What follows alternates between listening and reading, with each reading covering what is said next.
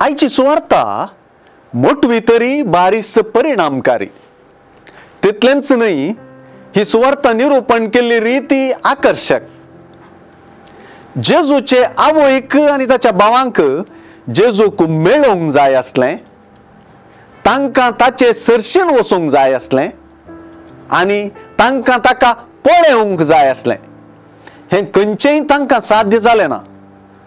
ती जेजूची संबंधिकां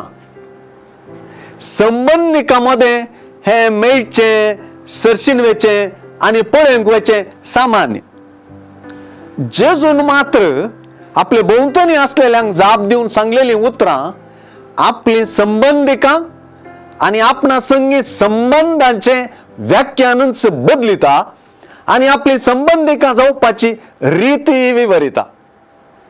वंप्याचे ओपारींत आनी तिच्या अर्थ विवरणांत आनी उपरांत दिवटणे वयल्या दिव्याची सर दिवन देवाचें उतर आयकुचे विशीं आनी तें उतर जिणयेंत फळादीक करचे विशीं आनी तें कोणेय काडून व्हरीन अशें सांबाळचे विशीं उलयल्लो जेजू आतां परत सुवार्तेंत देवा उतराचेरच आपली शिकोवन ठेवयता.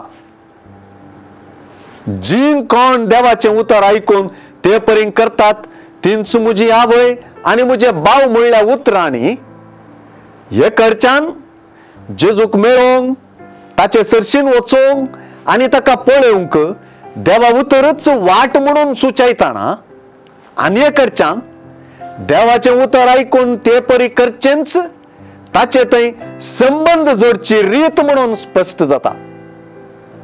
क्रिस्त संबंध मेच्चो रक्तांत न्हय, बगर देवा उतराच्या आयकपा आनी पाळपांत म्हणलें हांगा स्पश्ट जालां.